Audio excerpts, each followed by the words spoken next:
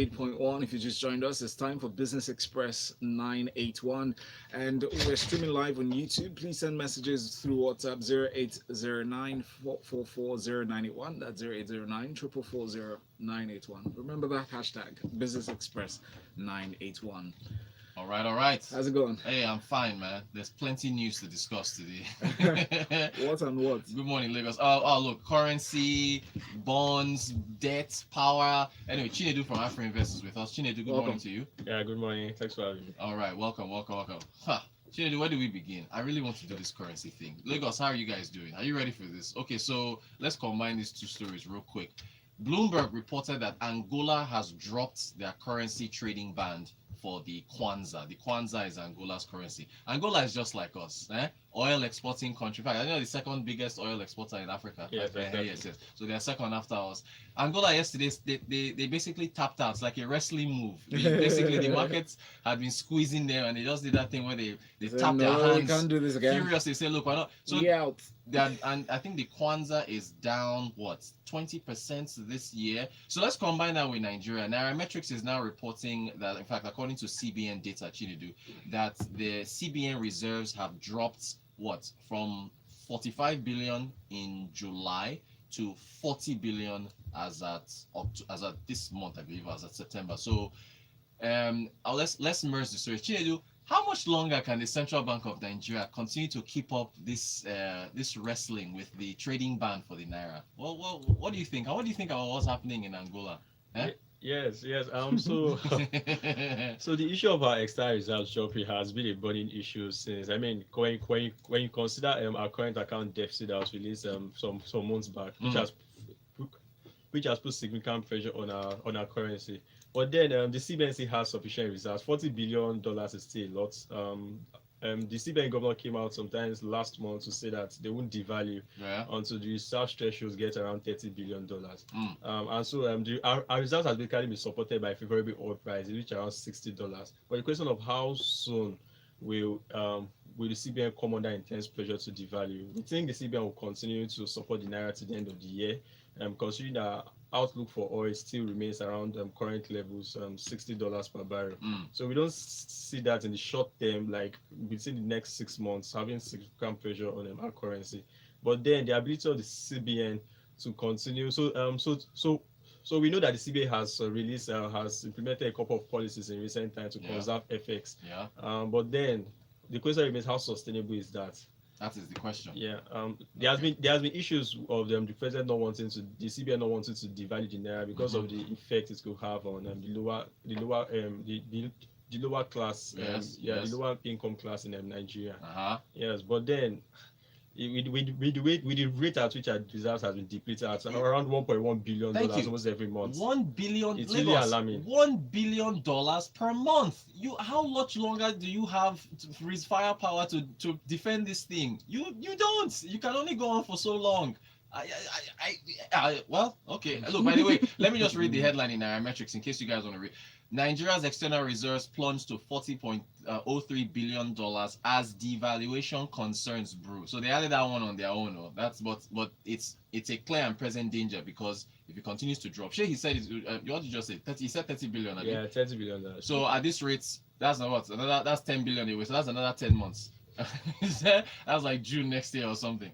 Anyway, let's move to power and debts and borrowing more money. The finance minister, Zainab Ahmed, I believe she's concluded her trip to Washington, D.C., came back from the World Bank and IMF meetings that they had over there.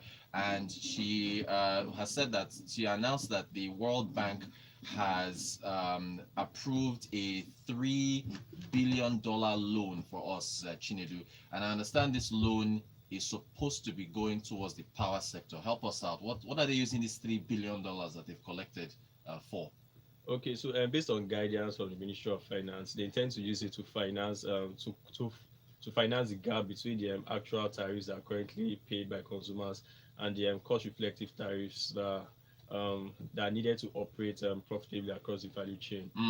Currently, the national average is around 31 naira per kilowatt of hour, and the estimated cost reflective tariff is around 80. Is put at 80 naira per like a kilowatt hour. Yeah. So following the power sector recovery plan that was initiated around 2017, the federal government had agreed to continue to subsidize the shortfall for consumers. Right. But then, if you consider it from the point that since post recession levels, federal government's revenues have been significantly constrained, Yes. and so they've not been able to keep up with that liquidity support to the discos. And so what we've seen is that the discos are unable to are unable to meet the like a level of like a remittances that Yes. they've been given to like an end bet over the previous years. Yeah. So that has been seriously affecting a whole lot in the power sector. We think it's a good initiative, but then the question remains that how long are we going to continue to borrow? How long are we going to continue to borrow to subsidize to subsidize tariffs for like consumers? Exactly. Yeah. So currently it's estimated that we need around $3.5 billion to fully solve our power problems in Nigeria. And so the question still remains: do we want to continue to borrow such amounts? Do we want to continue to borrow? Or do you just want to let go of the tariff? Yeah, and probably just let them collect the money that they need. Or probably give implement the right policies that will attract the foreign guys to come in, or foreign investment to come in and help us. So the loan is in 4 tranches of $750 million beginning next year. So I really hope and pray that this money goes towards the power sector and does not go towards salaries. Yes, I also even think so that the government needs to actually come up with. We need the long-term roadmap on how they intend to scale up investments over the years to come. So not that almost every year we hear there are different interventions to either fund part of the transmission deficiencies, transmission network deficiencies, or distribution network deficiencies. Yeah. We need a roadmap on how they intend to do it over a very long term. Because Exactly. if you look at the Siemens, Yes. Oh, thank you. The Siemens deal. Yeah, That was for the electrification, I mean. yes, exactly. It was like a 6-year agreement that was Right. reached to expand our distribution access network, transmission network, and also help in facilitating training. Yes. But you see that's 6 years. This current administration will Be gone in 4. in 4. So let's say they do not even come in. Let's see, well, depending on how it plays out, you Yeah. get. So those are some of the issues that has been affecting certainty in agreements like that, and issues surrounding how private sector engagement has been over the previous years. So whether it crystallizes eventually in terms of implementation, we really want to see a long-term framework, roadmap on how the government intends to progressively scale up investments until it gets to a point where we are fully able to solve the current issues facing the power sector. Good All right. stuff. Yinka says, wait, does it do mean there's subsidy for power? That's essentially what it is, Yinka. And Because then- let's just make this clear. That is exactly what she said. She said that the $3 billion she's collecting from the World Bank is going to be used to cover the shortfall between the low tariff prices for electricity we're paying now and the actual costs that discos are facing. So it is a subsidy. Does that cover people who pay estimated bills? No, that one is separate now. That one is no. Exactly. No, that one, it does. Yeah, that's good. Everybody needs to get metered. That one we all need to get metered. People like me, and I'm speaking for the masses, people like me need to be compensated from that subsidy. If there's ever going to be a subsidy conversation that I will swallow. Anyway, that's a story for another day. Yeah. Yinka continues, says long-term roadmap, Bao.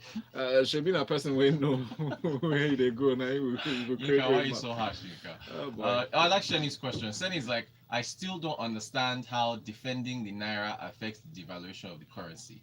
I mean, Seti, we don't print dollars. He said if I need to pay for something in dollars, I'll definitely get it at whatever price it's available. Where will Shani, where will you get it? Will you fly to America to get it? Somebody has to bring the dollars here. Exactly. That's the central bank, right? Yes. And we don't print dollars. It is fixed. The amount of dollars the central bank has is fixed. So you only have, so it's a demand and supply issue. The way they defend it, they keep selling dollars into the market to supplement the supply of dollars in the market. If dollar supply drops, the price is like a commodity. The price of it goes up. So the defense is then pumping more dollars into the market in order to keep the price stable, and they cannot sustain it. Which is why you saw what happened with Angola yesterday. And I'm telling you, people, so am I shouting? No. I'm telling you guys right now that this thing is going to happen to Nigeria in a matter of months, unless oil keeps us going.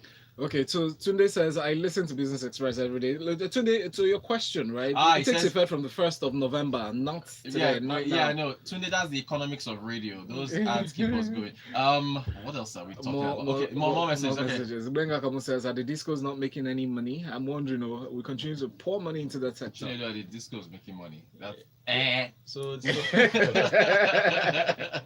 the issues has been with the ability of consumers on the end. Yes, the, that's the us. end segment. So To pay actually them. pay us at when due. So exactly. we find out that there's usually this uncertainty of volatility in terms of collections from the discos. So there's a certain amount that discos must remit Right. every month Exactly. to like an end bet. So what has happened is that those fluctuations in collections has affected the discos performance. So Benga, the answer is no.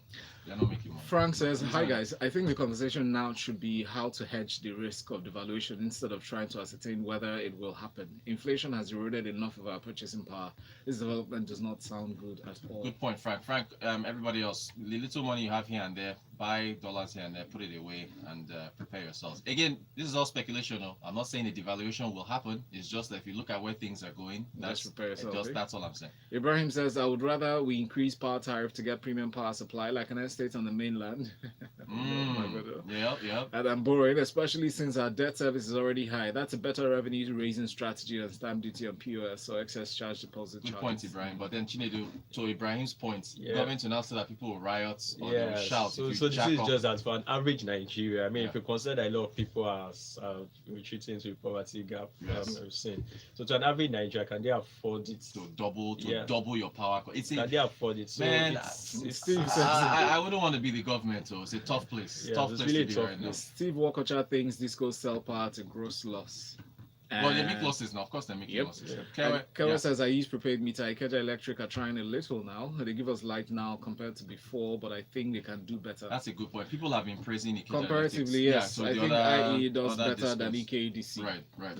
Tunde says, forget all the Nigeria is broke story. Nigeria is broke, but politicians keep earning millions per month. You know, one day we need to calculate how much these politicians, because this is what everybody keeps coming back to. We need to calculate how much all the politicians make in 1 year, and then put that figure against how much Nigeria owes. It's By still. the time you're done counting all the Yeah, I don't know if it's hazard still covers. benefits, hardship allowance, bathroom allowance, and all It's too much. you find out somehow. Anyway. Actually, thank you. Chinedu from AfriInvest, thank you so much for joining us. We appreciate you. And of course, our dear listeners, thank you all for your messages. We continue. We're all here. We'll be here, we'll be here next year. We'll see how everything goes. This is Smooth Breakfast. Catch Rotus on Twitter at Rotan Quotes. That's Rotan Quotes with a K. Stay with us. Brought to you And by then we can touch on Intersearch. the telco Transaction